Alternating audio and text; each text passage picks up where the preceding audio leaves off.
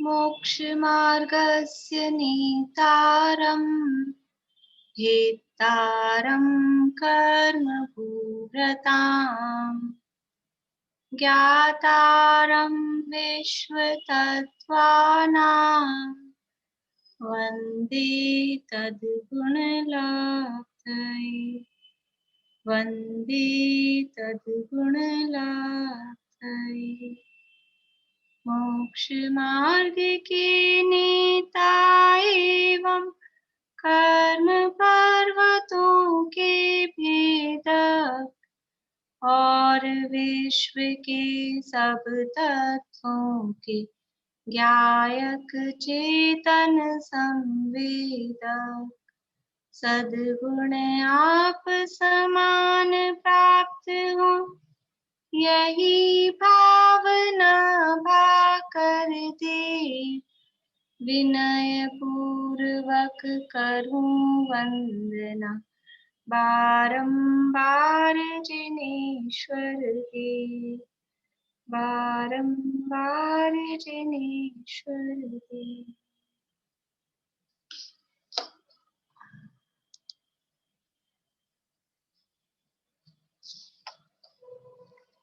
सूत्र बोल लिया था क्या सबने? 9 नंबर का बोल लिया था सबने? चलिए अभी कौन सुना रहे हैं? 1-2 लोगों से सुनेंगे। बोलिए सरोज शांति।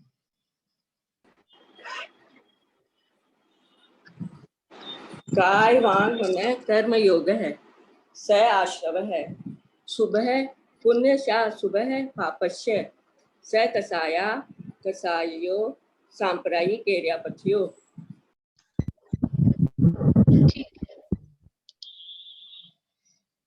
इसने जी आपसे कल सुनेंगे, अब बाद में।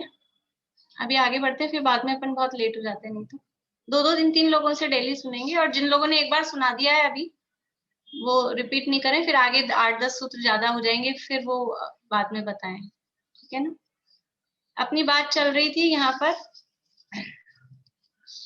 अधिकरण की। आश्रव के अधिकरण के आधार पर आश्रव कितने प्रकार का कहा गया? अधिकरण के बेसिस पर आश्रव।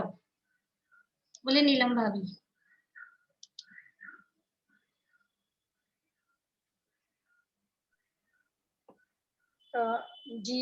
जीवाश्रव और भावाश्रव, नहीं भावाश्रव और द्रव्याश्रव। हाँ, दूसरा नाम उसके वही जीवाश्रव और भावाश्रव। जीव का अपोजिट द्रव्य। जीव का अपोजिट क्या होता है? अजीवाश्रव। जीवाश्रव और अजीवाश्रव या भावाश्रव और द्रव्याश्रव, ये आश्रव के अधिकरण के आधार पर आश्रव के भेद कहे।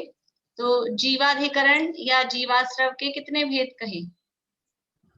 जीवाधिकरण या जीवाश्रव के बीना भाभी? 108। 108, बहुत बढ़िया। 108 किस प्रकार से होते हैं?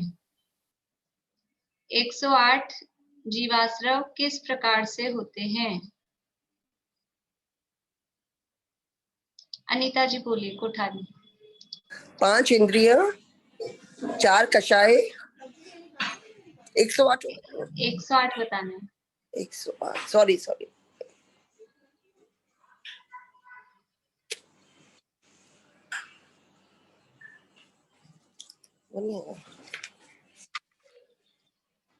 मधु भाभी बोलिए। तुम्हें एक मिनट कम कर दो बस। 3 तो है संभ्रम समारंभ आरंभ, ये 3 हो गए। फिर हो गए मन वचन और काय, 3 इनके हो गए। फिर कृत कारित अनुमोदना, 3 इनके हो गए। 3 × 3 × 3 9 हो गए। और 4 कषायों के 4 हो गए। 3 × 3 × 3 9 नहीं होंगे? 27। हाँ ठीक है। मतलब संरंभ समारंभ आरंभ मन वचन काय कृत कारित और अनुमोदना, इन सबको 4 कषायों के साथ इस प्रकार से 108 प्रकार से जीवाधिकरण के भेद किए जाते हैं। अजीवाधिकरण की चर्चा अपनी चल रही थी। अजीवाधिकरण के कितने भेद हैं? अनुज। मैम अजीवादिकरण के भी 4 ही भेद हैं। पहला निर्वर्तना, फिर निक्षेप, संयोग और निसर्ग। निर्वर्तना 2 प्रकार की, निक्षेप 4 और संयोग 2 और निसर्ग 3। बढ़िया।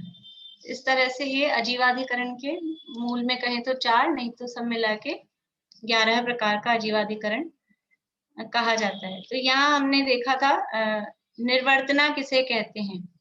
उत्पन्न करने, रचना करने या बनाने को निर्वर्तना कहते हैं। किसी भी तरह की कोई वस्तु, किसी भी तरह की मतलब जीवों से रिलेटेड ऐसा या अन्य भी कोई चीज बनाई है, उत्पन्न करी है, तो उसको निर्वर्तना कहते हैं। और निर्वर्तना कितने प्रकार की कही? निर्वर्तना 2 प्रकार की, एक मूल गुण निर्वर्तना और एक उत्तर गुण निर्वर्तना।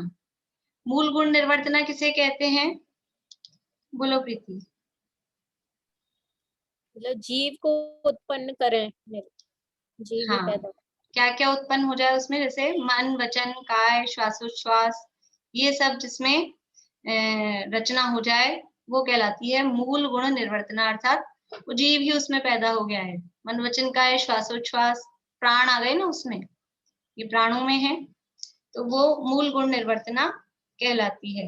और दूसरा है उत्तर गुण निर्वर्तना। उत्तर गुण निर्वर्तना किसे कहते हैं? मोनिका भाभी। भाभी याद नहीं आ रहा। नहीं, ऐसा निशी जी, निशी जी। काष्ठ आदि कपड़े या कागज पर फिगर्स आदि की तस्वीर वगैरह बनाना। बढ़िया। कागज पे, कपड़े पे, लकड़ी पे कुछ भी इस तरह के चित्र बनाना वो कहलाता है उत्तर गुण निर्वर्तना। यानी एक्चुअल में मन, वचन, काय या श्वासोच्छ्वास उसमें नहीं उत्पन्न हुए हैं, चित्र बनाए गए हैं, वो कहलाता है उत्तर गुण निर्वर्तना। इनकी अजीव अधिकरण, अजीव के माध्यम से ये आश्रव, जो भी ये इस तरह के काम हो रहे हैं, अभी अपने को ऐसा प्रश्न होता है कि हम करें क्या? काम तो चलेंगे ही, लेकिन और आश्रव भी हर समय हो ही रहा है, आश्रव भी रुकता नहीं है। बात काम करने या नहीं करने की नहीं है, लेकिन हम उसको किस तरह से कर रहे हैं उसमें फिर हमको ये पता लगे तो हम उसमें सावधानी रख सकते हैं। व्यर्थ के कामों से, जो व्यर्थ में ही कर रहे हैं, उन काम यानी जो पाप हो रहे हैं उससे हम बच सकते हैं। व्यर्थ के पाप हमारे जीवन में बहुत होते हैं। यहाँ ये जो बातें कही है, छेड़ाला में उसको अनर्थ दंड, छेड़ाला है या जो भी चरणान योग के शास्त्र होते हैं उसमें अनर्थ दंड शब्द से उनको कहा जाता है। 5 प्रकार के अनर्थ दंड होते हैं, वो सब इनमें समझ लो। ये तो अजीव अधिकरण है, अजीव के माध्यम से कहे हैं, लेकिन वो इसी तरह की चीजें हैं। क्या क्या है 5 प्रकार के अनर्थ दंड? याद है किसी को?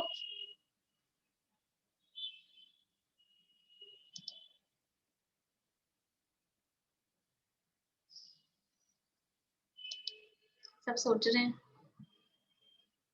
काहू की धन हानि किसी जय हार न चिंते, दे न सो उपदेश होए अगबनज कृषि से, कर प्रमाद जल भूमि वृक्ष पावक न विराधे, असि धनु हल हिंसोपकरण नहीं दे जस लाधे, राग द्वेष करतार कथा कहूँ न सुनीजे, और हो अनरथ दंड हेतु अग तिन्हे न कीजे। पहला है अपध्यान, खोटी चर्चा, बिना बात किसी की हानि हो रही है, इसका धन नष्ट हो जाए, इसकी हार हो जाए, इसकी जीत हो जाए, अपना मतलब ही नहीं है। समझ लो कि पाकिस्तान और इंग्लैंड खेल रही हैं क्रिकेट मैच, हमको क्या मिलने वाला है, लेकिन ये जीत जाए, ये हार जाए, किसी की जीत हो, किसी की हार हो, जबरदस्ती का विचार, ये अपध्यान नाम का अनर्थ दंड है, व्यर्थ का पाप होता है। हमको क्या मिल जाएगा? और इंडिया भी जीत जाएगी तो हमको क्या मिल जाता है? उनको जो प्लेयर्स को मिलता है थोड़ा बहुत अपने को मिलता होगा उनमें से, कुछ भी उसको गाड़ी मिली मैन ऑफ द मैच को, तो अपने को क्या एक बार की भी ड्राइव मिलेगी उसमें? हमको क्या मिलता है? लेकिन बिना बात ही, व्यर्थ में ही। फिर दूसरा क्या है? दे न सो उपदेश होए अग बनज कृषिते, यानी कि पाप का उपदेश। पहला था खोटा ध्यान, बिना बात के खोटा ध्यान, ये हार जाए, ये हार जाए, इसका बुरा हो जाए, इसका बुरा हो जाए, बिना बात के ऐसे विचार करना, वो पहले नंबर का अनर्थ दंड है, अपध्यान। दूसरा है पापोपदेश, पाप का उपदेश देना, कोई भी काम करो तो ऐसे करो, इस तरह से व्यापार धंधा करो, उसमें हिंसा का, झूठ का, चोरी का, कुशील सेवन का, परिग्रह का, ऐसे इकट्ठा करो, ऐसे करो, ये सारे एक दूसरे को उपदेश देना। ऐसे काम जिसमें हिंसा होती हो, झूठ बोला जाता हो, चोरी की जाती है, कैसे टैक्स बचाया जाए, कैसे किसी को बेवकूफ बनाया जाए, इस तरह के जो भी हैं। एक जीवन में जो रहते हैं और थोड़ा बहुत जो होता है, बच नहीं पाते हैं, वो अलग बात होती है। एक शौक होता है हमारा, इस तरह की नेचर होती है कि जबरदस्ती की ऐसी बातें करना, एक दूसरे को उपदेश देना, वो व्यर्थ का पाप। वो जो जरूरत के लिए कर रहे हैं वो पाप नहीं है, ऐसा नहीं है, वो भी पाप है, लेकिन वो तो मजबूरी है, समझ लीजिए। लेकिन दूसरों को जबरदस्ती एक दूसरे को बताना, और वो आया नहीं पूछने, चला के खुद ही आगे हो के बताना, ये सब व्यर्थ के पाप हैं। तो दूसरा है पापोपदेश। कर प्रमाद जल भूमि वृक्ष पावक न विराधे, इसका नाम क्या है? प्रमादचर्या। तीसरा है प्रमादचर्या, मतलब बैठे हैं, कहीं बैठे हैं, थोड़ी सी घास दिख गई, उखाड़ दी, रास्ते में चल रहे हैं, पेड़ की टहनी लटक रही थी, हाथ से खींच के तोड़ दी, बिना बात ही। कर प्रमाद जल, भूमि और वृक्ष और पावक, यानी 5 प्रकार के स्थावर जीव हैं, बिना बात ही खड़े हैं स्विच बोर्ड के पास में, लाइट ऑन कर रहे हैं, ऑफ कर रहे हैं, ऑन कर रहे हैं, ऑफ कर रहे हैं। ये क्या हो रहा है इससे? अग्नि का एक जीव बार बार में वो जल रहे हैं, आपने जला दिया, फिर बंद किया तो मर गए सारे, फिर दोबारा जला दिया तो वो उत्पन्न हो गए सारे, फिर बंद कर दिया, फिर वो मर गए सारे। पंखे का स्विच ऑन ऑफ कर रहे हैं, ये क्या है? बिना बात, कर प्रमाद, व्यर्थ में बैठे हैं, कहीं पानी पड़ा है, पानी बिखेर दिया, ढोल दिया, हमने असावधानी रखी, नल चला के छोड़ देते हैं अपन, तो पता लग जाएगा नल आएगा तो वो पानी बहता रहता है, खुद को ध्यान ही नहीं है। तो ये सब प्रमादचर्या, बिना बात, प्रमाद के कारण। इसमें तो बहुत बातें, प्रमादचर्या में इतनी बातें हैं, बैठे बैठे पैर हिलाना, बैठे बैठे हाथ हिलाना, मतलब कुछ भी जो एक्टिविटी करते रहते हैं हम बॉडी से, बिना बात ही बोलते रहना एक्सेस में, ये सब प्रमादचर्या, अनर्थ दंड है, व्यर्थ का पाप है, कुछ मतलब नहीं है। फिर कर प्रमाद जल भूमि वृक्ष पावक न विराधे, असी धनु हल हिंसोपकरण नहीं दे यश लाधे। चौथा है हिंसा दान, हिंसा की चीजों को देना, ये हमारा यश होगा। तो क्या क्या कि किसी को माचिस देना, किसी को चाकू देना, किसी को कैंची देना, ये सब हिंसा की चीजें हैं, उनसे क्या होगा? हल, तलवार, भाला, जो भी अभी तो नहीं चलती है चीजें, पुराने जमाने में ये सब भी चीजें चलती थी। तो ये चीजें नहीं देना कि हमारा नाम होगा। किसी को गिफ्ट में कभी कोई किसी को देता है? कैंची का सेट दे दिया, चाकू का सेट दे दिया, ऐसी चीजें नहीं दी जाती है। यहाँ तक कि शादी में भी नहीं दी जाती हैं कि खरीद लेना अपने पैसे से, सुई भी नहीं दी जाती है। क्यों? इसके पीछे कारण है, जो पुराने, अपन तो परंपरा से करते हैं कि नहीं शादी में सुई नहीं देते, ये परंपरा है। हमको कारण लॉजिक नहीं पता कि वो हिंसा का उपकरण है, लाइटर है, माचिस है, ये सब चीजें वो नहीं दी जाती हैं, क्योंकि वो उसके माध्यम से जो हिंसा होगी वो अपन ने पीछे पड़ लिया, कृत कारित अनुमत, हमने दिया है गिफ्ट, तो अनुमोदना का उसका, उसके माध्यम से वो जितनी हिंसा कुछ होगी उसमें हमारी अनुमोदना हो जाएगी। इसलिए ऐसी चीजें गिफ्ट नहीं देते। हिंसा के जो उपकरण हैं, बच्चों को गन लाके देना खेलने के लिए, वो हिंसा दान, हिंसा का उपकरण गिफ्ट किया है, वो हिंसा दान है। इसी तरह से और भी जो भी आते हैं, गदा वदा तलवार, इस तरह की जो भी चीजें हैं, तीर कमान, ये सब हिंसा दान है।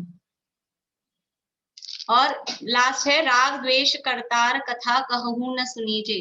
राग द्वेष बढ़ाने वाली जो बातें हैं, ऐसी राग द्वेष बढ़ाने वाली खोटी कथाएं, खोटी बातें, वो नहीं करनी चाहिए। बिना बात जिनसे हमारे राग द्वेष बढ़ते हैं, तो इस कैसे बच्चे इनसे, हम कैसे करते हैं कि हम बिना बात फ्री होते हैं, किसी को फोन करते हैं, फिर फोन करके क्या करते हैं, काम नहीं था, मन नहीं लग रहा था, टाइम पास नहीं हो रहा था, फोन करा, फिर 2 खबर वो आपको सुनाते हैं सामने वाले, फिर 2 खबर आप सुनाते हो, फिर उसमें क्या बढ़ती है बातें, राग द्वेष के अलावा क्या बढ़ता है, क्या होता है? ये आजकल बहुत, मतलब पाप कमाने के इतने साधन हो गए, जितने फ्री के फोन हो गए ना। पहले तो पैसा लगता था, एक कॉल आप करोगे पैसा लगेगा, तो आदमी सोच समझ के जरूरी फोन करता था, भी ठीक है व्यर्थ में क्यों करें, अभी फ्री के हैं सब। तो हम सोच रहे हैं फ्री के बहुत बड़ी कीमत चुकानी पड़ती है, कितना पाप हम व्यर्थ में बांध रहे हैं वो समझ में ही नहीं आता है। हमको फ्री का लग रहा है कि फ्री का फोन है, ये फ्री का नहीं है, ये पाप कमाने के साधन यहाँ पे मिले हैं हमको सारे के सारे फ्री में। इसलिए ये आधुनिक जितनी भी सुविधाएं हैं बहुत हमारे समझ लीजिए पापों में बढ़ावा देती हैं। इसी तरह की बातें यहाँ पर ये कही गई है। बोलिए ईशा। भाभी आप जिस ऐसे ये बता रहे हैं ना, इस तरह से जैसे वो जीव के भेद कराए 108, उसमें तो मैंने तो बहुत थोड़े ही लिखे हैं, 40-48 ही लिखे हैं, और उनका एक एक का अगर भेद निकालने लगे कि इसका क्या मतलब है, उस हिसाब से तो फिर एक दिन तो पूरा काटना मुश्किल हो गया। मैंने उनका भेद निकाल लिया तो क्या करूँ क्या छोड़ू। इसीलिए करना छोड़ना ये नहीं, ये जैसे ऐसा नहीं होगा कि हम हिले ही नहीं, कुर्सी पे से अब उठे ही नहीं, पलंग पे से उठे ही नहीं, क्योंकि हम हिलेंगे तो इसका ये मतलब नहीं है। तो जो लाइफ जीवन कमाने के लिए यानी हिलना डुलना चलना विहार ये तो मुनिराज भी करते हैं। तो अकेली क्रिया से पाप नहीं हो रहा है, उसके साथ में फिर वो कषाएं भी जुड़ रही है ना, उसके साथ में वो परिणाम भी जुड़ रहे हैं। तो परिणामों पे संभालो, परिणाम संभालने की दृष्टि हमारी होनी चाहिए कि हम अपने परिणामों को नोटिस करें। और व्यर्थ में हमारे अंदर ही अंदर बहुत सारे चलते रहते हैं। सारे दिन हम अपने आप से अंदर ही अंदर बातें करते रहते हैं, कुछ ना कुछ बाहर तो कम करते हैं और अंदर ही अंदर बातें चलती रहती है। तो वो अंदर ही अंदर जो बातें चल रही है उससे क्या हो रहा है, कर्म बंध रहे हैं कि नहीं बंध रहे हैं, उससे आश्रव हो रहा है कि नहीं हो रहा है। तो वो नोटिस करके तो अभी तो पहले तो हम क्या करें कि जो पाप रूप चल रही हैं उसको अपन थोड़ा कन्वर्ट करें, शुभ रूप में कन्वर्ट करें, और फिर धीरे धीरे वो शुभ भी की बिना बात अंदर के अंदर जो चलता रहता है वो ना चला करे। ज्ञाता दृष्टा रहने का अभ्यास से होता है, धीरे धीरे करने से। हम घर के काम करना छोड़ देंगे या हम चलना फिरना बंद कर देंगे वो नहीं कह रहे हैं यहाँ पे। यहाँ तो आपको ज्ञान करा रहे हैं वस्तु स्थिति का कि इन सबसे आश्रव होता है और इसमें हमारे परिणाम कैसे हैं। इसलिए वो सूत्र पहले दे दिया, तीव्र मंद ज्ञाता ज्ञात भावाधिकरण विशेषेभ्य तद विशेषः। अब आपको पता लग गया, ज्ञात भाव हो गया, तो अब आपकी उस काम में उतनी जो आसक्ति है या असावधानी है, प्रमाद है, वो अब उतना नहीं होगा। तो आपको आश्रम में फर्क पड़ जाएगा। और पहले पता नहीं था तो चाहे जैसे आराम से काम कर रहे थे, अभी ये बातें पता लग गई। अभी जैसे आज कम से कम मेरे ख्याल से आज तो ध्यान रहे कि हमने इतना सा कहा है कि बिना बात स्विच ऑन ऑफ नहीं करना है, कि बिना बात पैर नहीं हिलाना है, कि बिना बात फोन पे व्यर्थ की गप्पे नहीं लड़ाना है। तो एक हमको कभी करेंगे, ये कर रहे होंगे तो हमको याद आ जाएगी ये बात, तो वो याद आते ही अपनी रुक जाती है वो स्थिति। अगर हमको पता है तो कमी आती है उसमें, तो आश्रम में अपने आप फर्क पड़ेगा। इसलिए काम नहीं रुकेंगे, बिल्कुल ही फोन करना बंद हो जाएगा ऐसा नहीं है, लेकिन व्यर्थ की बातें हैं जिससे कोई मतलब नहीं है, राग द्वेष बढ़ते हैं, वो क्यों करें व्यर्थ में। और हमें साधर्मियों को तो कर्तव्य होना चाहिए कि कोई आपस में कदाचित च्युत हो रहा हो, ऐसी राग द्वेष वाली बातें निकल रही हो तो कहें कि छोड़ो ना, और तुम हमको सावधान करो, हम तुमको सावधान करें। बुरा नहीं मानने वाली बात नहीं, बुरा नहीं मानना, कोई सावधान कर रहा है तो अगर ऐसा रखें अच्छी बात है। लेकिन वो अब मेरे मन में नहीं है ऐसा। इन भावों के हिसाब से भी देखें तो आपके मन में नहीं, लेकिन अचानक से कोई काम करना पड़ रहा है तो वो भी कहीं ना कहीं 40 के अंदर ही कहीं ना कहीं सेट हो जा रहा है वो भाव। तो फिर ऐसे कितने भावों को आप कंट्रोल करोगे कि हाँ नहीं हमें नहीं करना, या हमें अपने को उस पे ध्यान नहीं, इसीलिए मैं कह रही हूँ क्रियाएं होंगी, क्रियाओं पे ऐसा हम बेन लगा देंगे वो नहीं होगा। लेकिन यहाँ ये बताना चाह रहे हैं मेन बात कि पाप जो हो रहे हैं वो कृत से भी हो रहे हैं, कारित से भी हो रहे हैं, अनुमोदना से भी हो रहे हैं। आप ये सोचो कि हमने किया नहीं तो हमको पाप नहीं लगेगा, ऐसा नहीं है। संरम से भी हो रहे हैं, समारंभ से भी हो रहे हैं, आरंभ से भी हो रहे हैं। आप सोचो हमने कल ही सोचा ही था, हमने किया तोड़ना कुछ, लेकिन वो तो हो गया। पर आप फिर उल्टा अर्थ इसका लो कि हमने सोचा तो था ही तो अब तो कर ही लो, तो उसका और ज्यादा तिगुना लग जाएगा। अभी तो आपने समरंभ भी किया था और आप समारंभ और आरंभ भी कर दोगे तो 3 बार मल्टीप्लाई होगा। इसलिए बस सावधानी रखने वाली बात है। मेन असली बात अभी हमारे जीवन में व्यर्थ के पापों से हम बचें, क्योंकि पाप रूप तो अभी मतलब जीवन में से पाप का अभाव हो जाएगा ऐसा नहीं होता है। वो क्रियाएं रहेंगी, वो बातें रहेंगी, वो काम भी रहेंगे, लेकिन जो व्यर्थ के हैं, इसलिए मैंने अभी अनर्थ दंड बताए, क्योंकि ऐसा क्वेश्चन उठेगा ही कि फिर हम करें क्या। तो ये अनर्थ दंडों का ख्याल में रखें कि जो हमको जरूरी नहीं है जिनसे हमारा प्रयोजन नहीं है, व्यर्थ की बातों में ध्यान नहीं दें। जैसे अपने मकान से अपन मतलब रखें, पड़ोसी के मकान में वो कौन सा कलर करा रहा है, कौन सा नहीं करा रहा है, अपने को क्या मतलब है। हमारे घर में कलर हो रहा है तो हम उस पर ध्यान देंगे भी, ठीक है ये वाला कलर कराना है, तो वो व्यर्थ का है। पड़ोसी के में आप इंटरफेयर करो, उसमें इंटरेस्ट लो, वो व्यर्थ का है। ऐसा बोलिए मत भाभी।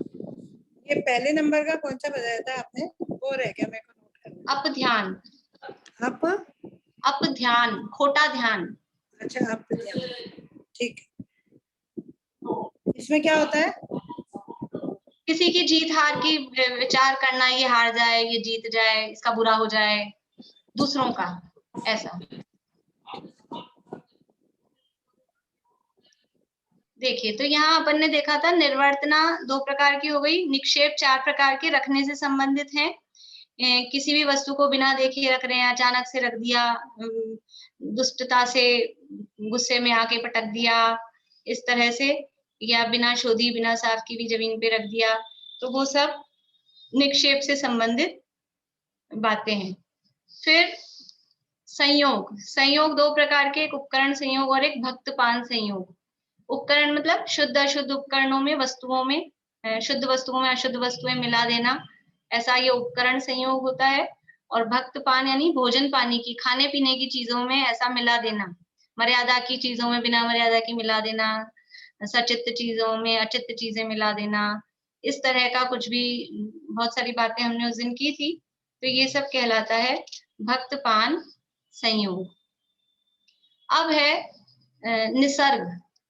निसर्ग मतलब प्रवृत्ति करने को निसर्ग कहते हैं। निसर्ग अर्थात प्रवृत्ति करने का नाम निसर्ग है। और ये निसर्ग है वो 3 प्रकार का होता है, मनो निसर्ग, वचन निसर्ग, वांग निसर्ग और काय निसर्ग।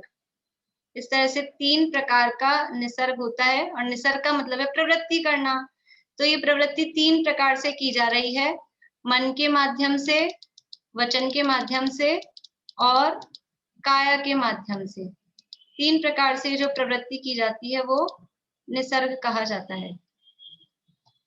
देखिए अब यहाँ बात चल रही है क्योंकि पाप रूप आश्रवों की, इसलिए मनो निसर्ग, वचन, वांग निसर्ग और काय निसर्ग क्या है? दुष्टता पूर्वक मन की प्रवृत्ति करना। दुष्टता पूर्वक मन की प्रवृत्ति करना वो मनो निसर्ग है। मतलब मन में दुष्ट दुष्ट बातें, दूसरों का बुरा की करने की, अथवा खोटा दिमाग जो चलता रहता है, ऐसे विचार करना, वो कहलाता है दुष्टता पूर्वक मन की प्रवृत्ति करना, वो मनो निसर्ग है। फिर दुष्टता पूर्वक वचन की प्रवृत्ति करना। वचन की प्रवृत्ति दुष्टता पूर्वक कैसे?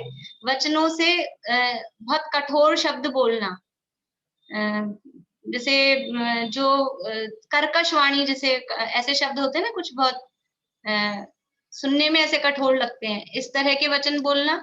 अथवा जैसे कि हम लोग अपने जीवन में इस तरह के शब्द बोलते हैं, सब्जी काट दो, ये शब्द हमने बोला, तो ये वचन निसर्ग है, वांग निसर्ग। दुष्टता पूर्वक मन की, वचन की प्रवृत्ति है। दुष्टता पूर्वक कैसी है कि ये काट दो शब्द है, ये पाप रूप शब्द है, काटना, मारना, इस तरह के जो शब्द हैं। तो जैनों में क्या चलते हैं? जैनों में ऐसे नहीं बोलते हैं सब्जी काट दो। ईशा पता है क्या बोलते हैं? क्या बोलते हैं? और रुको, ईशा को पता है, औरों को ही पता है, हाथ खड़ा कर रहे हैं लोग। नीलम भाभी आपको पता है?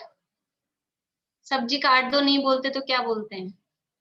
संवार दो, विनार दो। हाँ, बहुत बढ़िया। हमारे यहाँ क्या शब्द चलते हैं?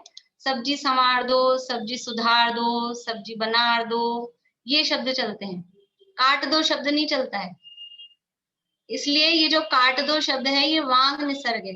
इसी तरह से और भी तो एक उदाहरण है, और भी इस तरह के कोई जो शब्द होते हैं जो हिंसक शब्द हैं, वो हमारे यहाँ नहीं काम में लिए जाते हैं। तो ये वचनों की प्रवृत्ति को संभाल के करना। वचन तो काम में लेंगे, लेकिन उसको दुष्टता पूर्वक वचन नहीं कह रहे हैं।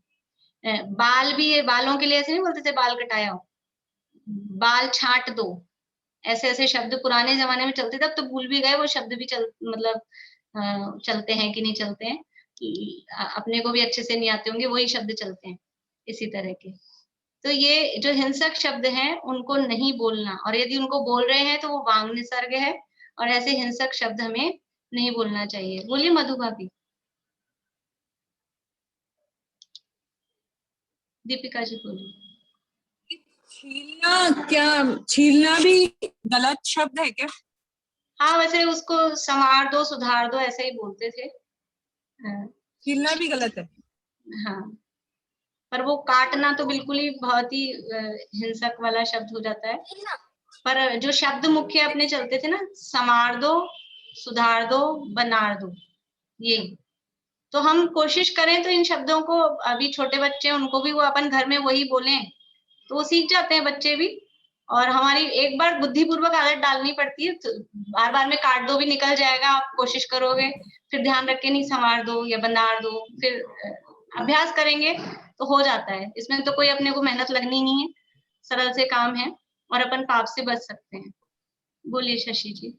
जैसे कई लोग गाली वगैरह बोलते हैं, वो भी इसी में आ जाएगा ना? वो गाली वगैरह बोलना, कई मतलब कई कुछ इस तरह के होते हैं, वो जैसे कोई एरिया इस तरह के होते हैं, वो बिना गाली के बात मतलब वहां चलती है। नहीं, अपने लोग में यार यार कितना चलता है। वो सब इसी तरह की है। नहीं, वचनों का भी मतलब फर्क पड़ता है, वचन भी बिल्कुल सोच समझ के, और हमारी भाषा कितनी अच्छी हो वो बोलने पे ध्यान देना चाहिए। बोलिए प्रेमलता जी। खाना खाने को भी भोजन करना बोलना चाहिए ना? खाना खा लो, वो खाना शब्द भी वो ऐसा मुसलमानों का शब्द लगता है। भोजन कर लीजिए, रोटी डाल दो, रोटी डाल दो तो जैसे कोई कुत्ते को रोटी डाल रहे हो ऐसा शब्द लगता है। रोटी परोस दो, भोजन परोस दो, मतलब वो शब्द ये किस तरह से शब्द हम यूज ले रहे हैं। एक इडली सांभर, सांभर शब्द भी अलग ही है। हाँ, सांभर जो हम बोलते हैं, सांभर एक यानी एनिमल राजस्थान में होता है। सांभर नाम का एक हिरण जैसा कुछ प्राणी एनिमल होता है, तो वो सांभर शब्द भी उसका प्रतीक हो जाता है। इसलिए हम लोग दाल बोलते हैं। हमने दाल और वो क्या बोलते हैं बड़े बनाए हैं। शर्म आती है लोगों को बोलने में, दाल क्यों बोले, डोसा के साथ दाल, तो क्या दिक्कत है, दाल ही तो है वो। दाल के अलावा क्या है वो जो बनाया है हमने, वो दाल ही तो है, तो उसको दाल को दाल बोले ना, क्या दिक्कत है। तो दाल शब्द बोले, उसमें कोई दिक्कत नहीं। ये सब हिंसक शब्द होते हैं तो उनको नहीं काम में लेना चाहिए। बोलिए। मैं ये बोल रही थी, खाना परोस दो और खाना डाल दो, उसमें क्या मिठास है। खाना परोस दीजिए आप, उसमें मिठास है, उसमें मिठास नहीं है बोलने में। बिल्कुल बिल्कुल। वो ऐसा लगता है ना कि जैसे कोई किसी ने चोट मार दो, खाना डाल दो, तो वो मतलब ये तो जनरल मतलब ये अपने क्या बोलते हैं इसको, शब्द बोलने में भी मिठास नहीं है। पहले वाले शब्द में मिठास है। ये तो लोक व्यवहार की बातें हैं, मतलब इनसे कोई धर्म का भी, अपन धर्म से देख रहे हैं, अपन इन चीजों को धर्म से देख रहे हैं, और धर्म की दृष्टि से देख के हम करेंगे तो उसका फल भी अलग ही होगा। लेकिन ये वास्तव में लोक व्यवहार की बातें हैं कि किस तरह के शब्द हमको यूज में लेने चाहिए। लोक व्यवहार में भी हित में प्रिय बोलना चाहिए, तो वो प्रिय भी लगे सुनने में, ऐसा नहीं कर्कश लगे, इसलिए वो इस तरह के शब्द यूज में लिए जाते हैं। तो इस तरह से ये अजीवाधिकरण 11 प्रकार का होता है। ये अजीवाधिकरण की बात यहाँ पर अपनी पूरी हुई। अब इसके बाद में जो चर्चा आएगी वो है मूल जो कर्म है, मूल कर्म। अभी तक तो कॉमन आश्रव के कारण चल रहे थे। देखिए इस छठे अध्याय को हम लोग 2 भागों में बांट सकते हैं। 2 भागों में मतलब आश्रव के कारणों की चर्चा यहाँ पर की है, लेकिन आश्रव के कारण किस तरह से बताए गए हैं कि 1 नंबर से लेके 9 नंबर का सूत्र, यहाँ तो सामान्य चर्चा, यानी पहले शुरू से आश्रव के कारण नहीं बताया। आश्रव के कारण तो अभी चालू हुए हैं जीवाधिकरण अजीवाधिकरण के रूप में, लेकिन वो है सामान्य आश्रव का वर्णन। उसको हम कह सकते हैं सामान्य आश्रव का वर्णन। आश्रव के कारण में 1 नंबर सूत्र से 9 है ना, हाँ 9 नंबर सूत्र तक वो सामान्य कर्म आश्रव। कौन सा कर्म आ रहा है, पर्टिकुलर कर्म का नाम नहीं लिया। निर्वर्तना, निक्षेप, संयोग, निसर्ग कहा, या संभ्रम, समारंभ, आरंभ का कॉमन बात की है कि बस कर्म आते हैं, आश्रव होता है। लेकिन अब किस परिणाम से कौन सा कर्म आता है। क्यों? क्योंकि कर्म है वो कितने प्रकार के हैं? कर्म कितने प्रकार के हैं? उंगलियां दिखा सकते हैं आप लोग, बिल्कुल, जिनको आता है वो। कर्म कितने प्रकार के हैं? बढ़िया, 8 कर्म कहे जाते हैं। ये 8 कर्म हैं, ये 8 कर्म हैं। अब उन 8 कर्मों में किस कर्म के आश्रव का कारण क्या है वो यहाँ पर बताया जाएगा। तो इन कर्मों में आश्रव होता कैसे, मतलब आश्रव का प्रोसेस क्या है, पहले वो बता रहे हैं। तो कर्म 8 प्रकार के हैं। ये द्रव्य कर्म की अपेक्षा से कहा। वास्तव में कर्म होते हैं 3 प्रकार के। वास्तव में कर्म 3 प्रकार के। कौन कौन से 3 प्रकार के कर्म हैं? पता है बहुत लोगों को। एक होता है द्रव्य कर्म, एक होता है भाव कर्म, और एक होता है नो कर्म। ये 3 प्रकार के कर्म होते हैं। मूल में वास्तव मतलब वो 8 है, वो वास्तव में नहीं है, ऐसा नहीं है, वो भी वास्तव में है। लेकिन यदि सबसे पहले हम कर्मों के भेद करें तो 3 प्रकार के कर्म होते हैं, द्रव्य कर्म, भाव कर्म और नो कर्म। ठीक है। द्रव्य कर्म किसे कहते हैं? ज्ञानावरणादि 8 कर्मों को द्रव्य कर्म कहते हैं। जो पौद्गलिक कर्म है, कारण वर्गणा जो कर्म रूप परिणमित होती है वो कहलाते हैं द्रव्य कर्म। कारण वर्गणा जो कर्म रूप परिणमित होती है, ऐसे ज्ञानावरणादि 8 कर्म वो द्रव्य कर्म कहलाते हैं।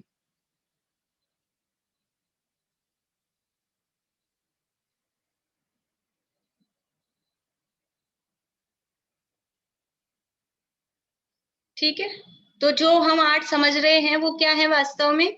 वो द्रव्य कर्म है। द्रव्य का मतलब है पौद्गलिक, पुद्गल के, अजीब, जड़, अचेतन, ऐसे जो कर्म हैं जिसको हमने धूल के लिए कहा था, धूल के रूप में, वो जो कर्म है वो कहलाते हैं द्रव्य कर्म।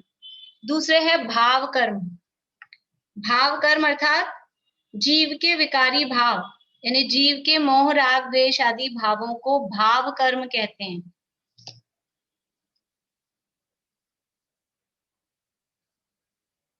जीव के मोह राग द्वेष आदि विकारी भावों को भाव कर्म कहते हैं।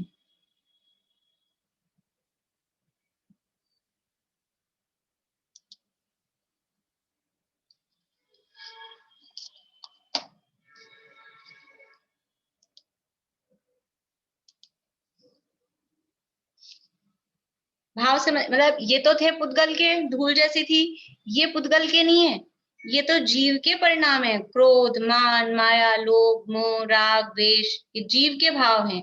वो ऐसे हमको धूल जैसे नहीं मिलेंगे, ये धूल जैसे होते हैं, और ये धूल जैसे नहीं होते, ये जीव के भाव रूप होते हैं, इसलिए कहलाते हैं भाव कर्म। ठीक है। तीसरा है नो कर्म। नो कर्म किसे कहते हैं? द्रव्य कर्म के उदय में प्राप्त सामग्री नो कर्म कहलाती है। द्रव्य कर्म के उदय में प्राप्त सामग्री नो कर्म कहलाती है।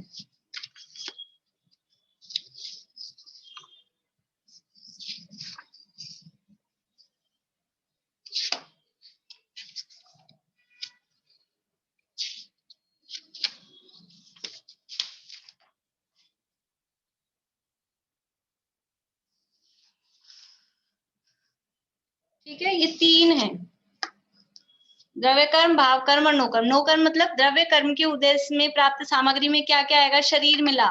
शरीर कैसे मिला है? कि नाम कर्म के उदय से, द्रव्य कर्म है नाम कर्म, उसके उदय से शरीर मिला, हम मनुष्य हुए, मनुष्यपना, या समझ लीजिए हमें जो भी सुख सुविधाएं, घर मिला, गाड़ी मिली, कपड़े मिले, ये सब भी कर्म के उदय से जो भी चीजें हमको मिली हैं, अनुकूल माता पिता, प्रतिकूल माता पिता, अनुकूल पति पत्नी, प्रतिकूल पति पत्नी, जो भी मिले हैं, अनुकूल हो प्रतिकूल हो, अनुकूल मिले हैं साता वेदनी के उदय से, प्रतिकूल मिले हैं असाता वेदनी के उदय से। तो द्रव्य कर्म के उदय में जो भी सामग्री प्राप्त होती है वो सब नो कर्म कहलाती है। अब होता क्या है ये द्रव्य कर्म का उदय आता है। इस द्रव्य कर्म का उदय आया, उदय आने से क्या होता है, जीव के भाव होते हैं। द्रव्य कर्म का उदय आया, द्रव्य कर्म का उदय आया, उस उदय से जीव के होते हैं भाव। क्रोध कर्म का उदय आया तो जीव को क्रोध रूप भाव होते हैं। मोहनीय कर्म का उदय आया, जीव को मिथ्यात्व रूप भाव होते हैं। अब ये भाव होते हैं, उससे होता क्या है, और इस द्रव्य कर्म के उदय से सामग्री भी मिलती है, नो कर्म भी मिलते हैं। ठीक है, द्रव्य कर्म के उदय से भाव होते हैं, या पहले ऐसे समझिए कि द्रव्य कर्म के उदय से सामग्री मिली, द्रव्य कर्म के उदय से नो कर्म मिला, सामग्री, और फिर इस नो कर्म को देख के राग द्वेष करता है। भाव कर्म के उदय से भी राग द्वेष होते हैं, और ये नो कर्म, हमारे पति कैसा है, हमारी पत्नी कैसी है, हमारा घर कैसा, हमारी गाड़ी कैसी, ये जो भी नो कर्म मिले, उस नो कर्म को देख के भी जीव भाव कर्म करता है। तो होता क्या है, अभी नो कर्म को बीच में से गायब कर दो एक बार। तो ये है द्रव्य कर्म, ये है भाव कर्म। ये द्रव्य कर्म के उदय से जीव के भाव हुए, द्रव्य कर्म के उदय से जीव के भाव हुए। तो अब ये जो भाव होते हैं, इन भावों से क्या होगा आगे, हमारे क्रोध मान माया लोभ के भाव हुए, तो इन भावों से क्या होगा, क्या होगा इन भावों से, बोलिए सरोज आंटी। हमको ये संयोग मिलेंगे। भावों से संयोग नहीं मिलेंगे, पारुल बोलिए। वापस से द्रव्य कर्म बन जाएंगे। बढ़िया, ये द्रव्य कर्म के उदय से भाव हुए, अभी संयोग को हमने एक बार साइड में कर दिया, अभी ये दो ले रहे हैं। द्रव्य कर्म के उदय से भाव हो गए, और उन भावों के कारण फिर से क्या हो गया, ये वापस से द्रव्य कर्म बंध गए। ये द्रव्य कर्म का उदय आया, इस उदय से भाव हुए, और ये भावों से ये क्या हो गया, द्रव्य कर्म का बंद हो गया। उदय मतलब वो प्रेजेंट में आया है, और बंद मतलब आगे के लिए बंध गया है। ठीक है, द्रव्य कर्म के उदय में भाव कर्म होते हैं, और भाव कर्म के कारण, ये कारण है भाव कर्म, भाव कर्म के कारण ये कर्म बन गए। फिर ये द्रव्य कर्म जो बंधे हैं, इस द्रव्य कर्म के उदय में फिर क्या होगा, फिर क्या होगा, द्रव्य कर्म का उदय आएगा, तो इसके उदय में क्या होंगे फिर, बोली मोनिका भाभी। भाभी भाव होंगे तो फिर से भाव होंगे, ये द्रव्य कर्म के उदय में फिर से भाव होंगे। उदय आया मतलब वही सामग्री मिली, जो भी हुआ वो उदय को समझ लेना, तो भी इसलिए हमने नौ कर्म को भी इंक्लूड किया इसी में। तो द्रव्य कर्म का उदय आया था, भाव हुए थे, फिर उन भावों के कारण फिर से कर्म बंध गया, फिर ये जो कर्म बंधा इससे फिर भाव हो गए, और ये जो भाव हुए हैं इससे फिर क्या हो गया, नया, ये वो पुराना वाला नहीं है, फिर नया क्या हो गया, उससे कर्म बंध गया। इस तरह से ये कर्म के उदय में भाव होते हैं, और भाव से कर्म बंधते हैं। तो यहाँ अपने को क्या देखना है कि कर्म कैसे बंध रहा है, ये जीव के भावों के कारण। ये कर्म बंध कैसे रहा है, कैसे बंध रहे हैं कर्म, जीव के जो भाव हो रहे हैं उन भावों के कारण ये कर्म बंध रहे हैं। जो भाव हो रहे हैं उन भाव, ये जो फर्स्ट वाला उदय में आया था ना, यहाँ पे अपन ने फर्स्ट लिखा, इसके पहले भी कोई भाव हुए थे, उससे ये बंधा था। ऐसा अनादि काल से इसकी स्टार्टिंग कब हुई, इसकी स्टार्टिंग कब है, ये तो एक साइकिल है, चक्र हो गया, गोला, गोले की स्टार्टिंग नहीं होती है, गोल चीज की स्टार्टिंग कहाँ से होती है, स्टार्टिंग ही नहीं दिखती है। ऐसा ये चक्र है अनादिकाल का, द्रव्य कर्म के उदय में भाव कर्म, भाव कर्म से फिर द्रव्य कर्म, फिर भाव कर्म, फिर द्रव्य कर्म, ऐसा ये चलता जा रहा है। तो ये जीव के भावों के कारण कर्म बंधते हैं। ये बात समझ में आ गई, ये जो कर्म बंध रहे हैं, आश्रव हो रहा है, उसके कारण बता रहे हैं यहाँ। 8 कर्मों के आश्रव के कारण बताएंगे अब आगे 10वें नंबर के सूत्र से। तो आश्रव का कारण कौन है, बंध का हो, आश्रव को अपन ने बंध शब्द लिया, तो आश्रव का या बंध का कारण कौन हुआ, जीव के भाव, जो भी कर्म आ रहे हैं और आकर बंध रहे हैं। क्यों बंध रहे हैं कि जीव क्योंकि चिकनाई वाला है, मोही रागी द्वेषी है, मोह राग द्वेष रूप चिकनाई है, इसके कारण वो आके बंध रहे हैं। तो जो भी कर्म आके बंध रहे हैं उसके कारण क्या है, कारण है जीव के खुद के भाव, वो हम उसको कहते हैं भाव कर्म।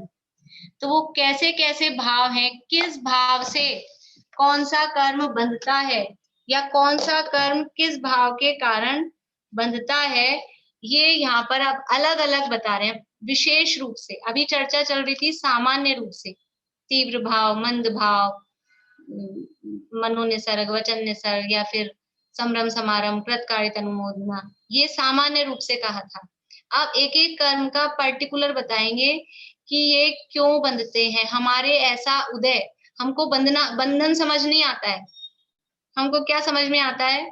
हमको उदय समझ में आता है। उदय का मतलब है कर्म का फल। फल हमको समझ में आता है। क्या फल होता है? कोई गोरा दिखता है, कोई काला दिखता है, सब मनुष्य हैं, हम लोग मनुष्य हैं। फिर किसी का रंग गोरा, किसी का रंग काला, किसी का गोरे में भी अलग अलग टाइप का, किसी का ज्यादा सांवला, किसी का कम सांवला, किसी की नाक मोटी, किसी की नाक पतली, किसी की बुद्धि कैसी, किसी की बुद्धि कैसी, ये सारे फर्क। किसी को एक बार में याद हो जाता है, किसी को 10 बार में याद नहीं होता, और कोई सारे दिन किताब लेके घूमे तो याद नहीं होता, और याद कर लिया तो भूल जाते हैं। याद रहता नहीं है, हो तो जाता है लेकिन भूल जाते हैं। क्या होगा? क्यों भूल जाते हैं? कि बचपन में बादाम नहीं खाए थे इसलिए भूल जाते हैं, ऐसा कहते हैं हम। लेकिन ऐसा क्यों है? इसके कारण क्या है? किसी की आंखें कैसी, किसी की आंखें कैसी, फिर क्या क्या हम उपाय बताते हैं, तुम्हारी माँ ने ये नहीं खाया होगा, तुम्हारी माँ ने वो नहीं खाया होगा, माँ को कहेंगे तुम ये खाओ। तो वास्तव में असली कारण क्या है? असली कारण क्या है? ये जो परिस्थितियां दिखाई दे रही हैं, किसी को बहुत बढ़िया मकान मिल रहा है, आलीशान बंगला मिल रहा है, किसी को झोपड़ी मिल रही है, ये सब क्यों हो रहा है? ये फर्क क्यों है? कोई दुखी दिखाई दे रहा है, कोई सुखी दिखाई दे रहा है, ये सब फर्क क्यों है? अलग अलग ये फर्क, ये उदय दिखा रहा है, ये कर्म का फल दिखा रहा है। तो ये फल आया कहाँ से? फल आया है बीज में से। बीज में से वृक्ष उगता है, जब फल आता है ना, फल तो तभी आएगा, बिना बीज के फल आएगा क्या? तो बीज क्या है उसका, वो बीज की चर्चा यहाँ पर करने वाले हैं। बोलिए चित्रा आंटी। ये आश्रव और बंध तो साथ साथ से चल रहे हैं।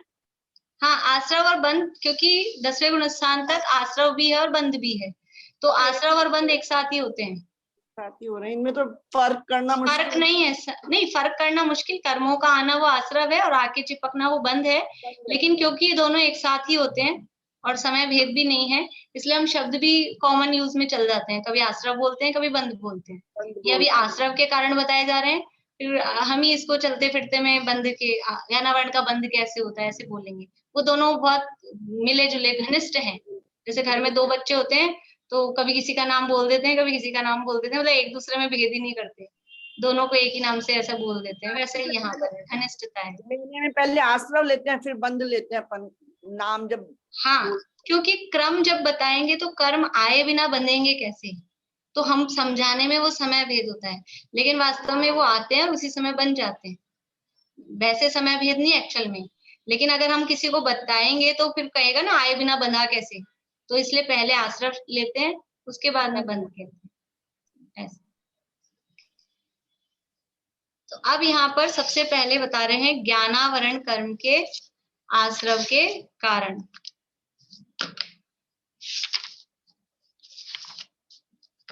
देखिए हमारे जितने जो ये प्रश्न हैं, बहुत सारे हमारे प्रश्न रहते हैं कि हमें याद नहीं होता है, याद नहीं रहता है, ये सब कैसे याद हो, क्या करें। आजकल बहुत सारे YouTube चैनल इसलिए चल रहे हैं, याददाश्त बढ़ाने के उपाय बताए जाते हैं उनमें, और ये खा लो, ये खा लो, ये खा लो, ये एक्सरसाइज कर लो, ये प्राणायाम कर लो।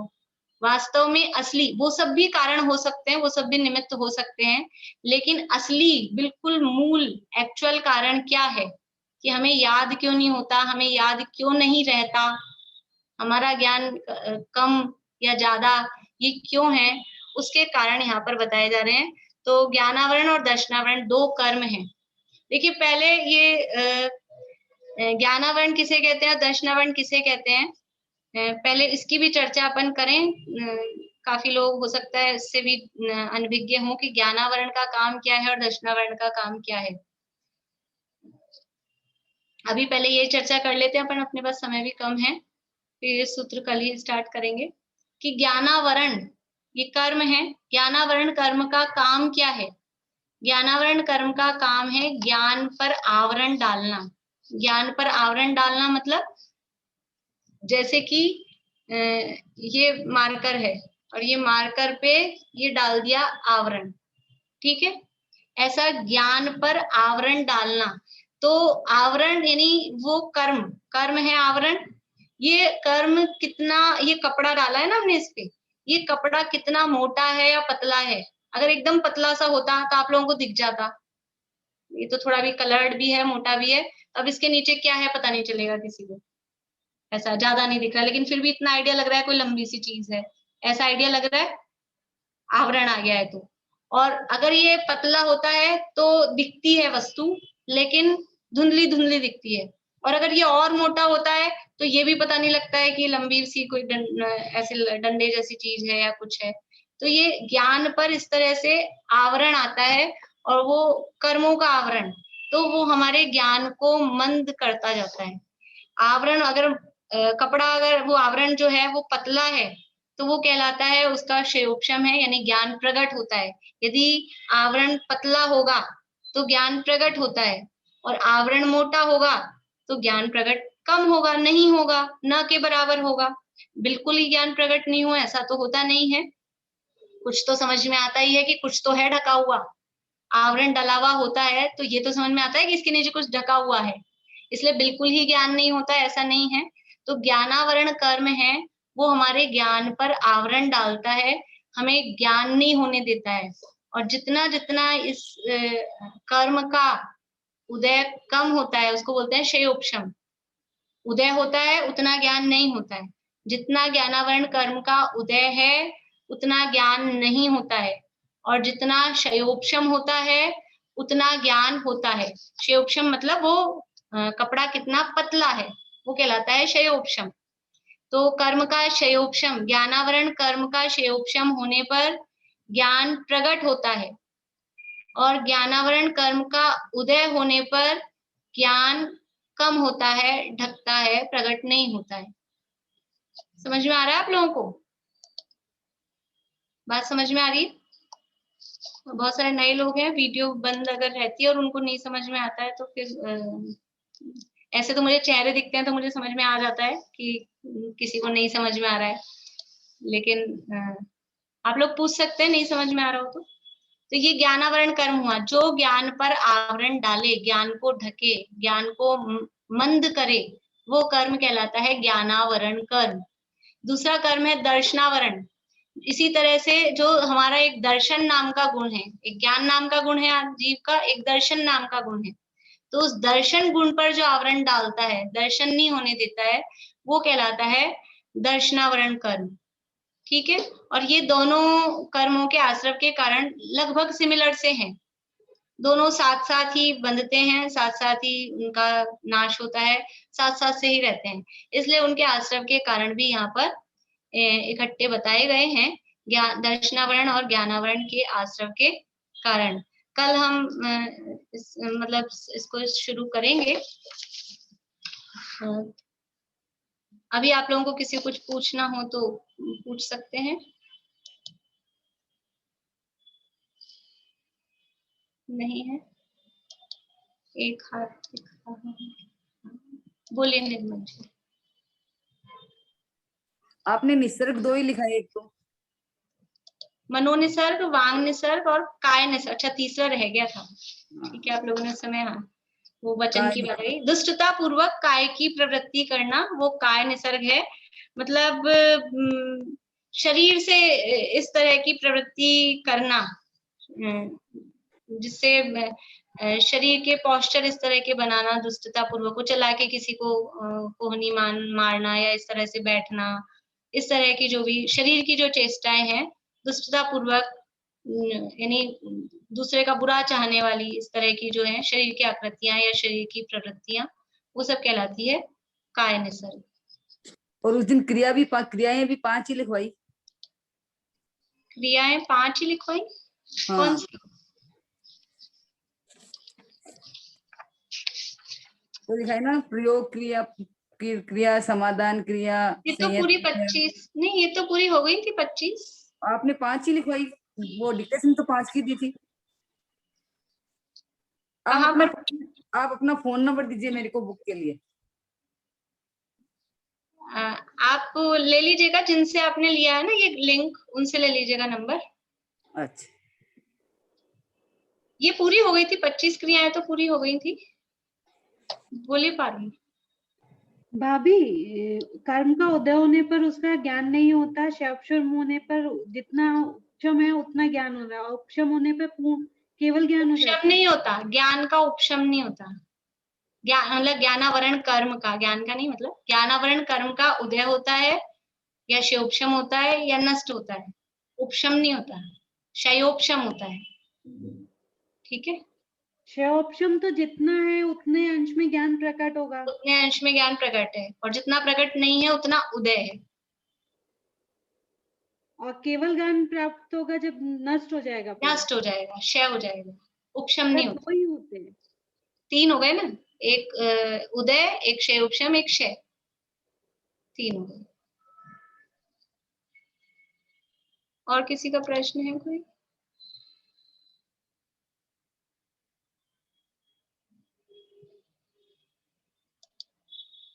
चलिए तो अच्छा, सरोज आंटी हाथ खड़ा करें, बोलिए।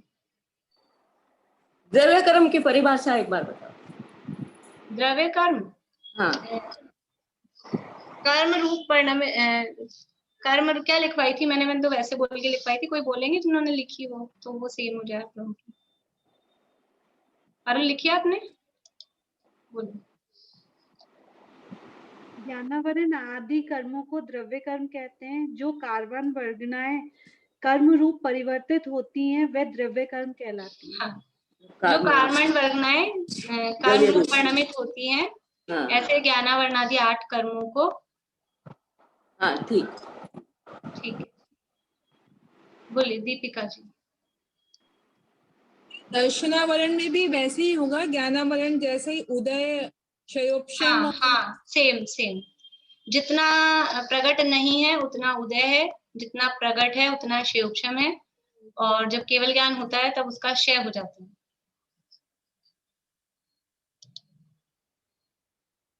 चित्रा आंटी बोलिए। अनम्यूट नहीं हुआ आंटी।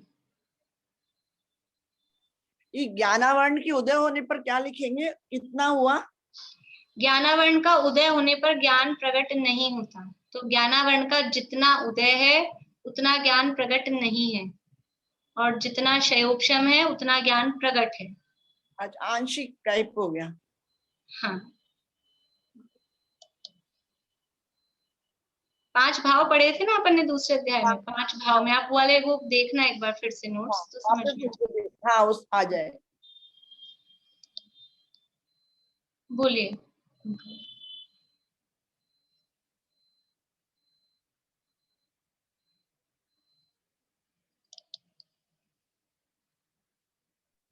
अभी ऐसे ही हाथ दब गया। अच्छा ठीक, सुधा जी बोलिए। मैं बता ना, जीव के तो मतलब जो जीव के जो भाव होते हैं 5 भाव है, तो उनके जो भेद है 53, जो उसमें एक समय में जीव के कितने भाव होते हैं? समय वो अभी इस प्रकरण से संबंधित नहीं है, आप देख लीजिएगा। अच्छा, बाद में, ठीक है। बोलिए। मैं लीव कर दूं क्लास? हाँ हाँ, बस जिनवाणी स्तुति कर रहे हैं। हाँ जी। कल श्रुत पंचमी है, आप लोगों को पता ही होगा, बस मैं सोच रही थी क्लास के बीच में ही सूचना दूं। तो किन किन को नहीं पता, थोड़ा सा एक बार हाथ खड़ा करेंगे श्रुत पंचमी के बारे में, क्या होती है श्रुत पंचमी? ऐसे हाथ खड़ा कर दीजिए। सबको मालूम है? चलिए, अच्छी बात है। ठीक है,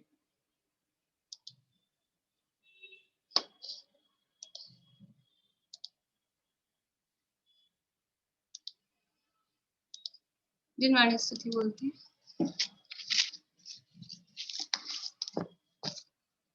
मन हर मदन तन वरन सुवरन, सुमन सुमन समान, धन धान्य पूरित संपदा, अगणित कुबेर समान थी। की उर्वशी सी अंगना, संगिनी संसार की। श्री कुंथ जिन तृण समत जीली, राह भव दति पार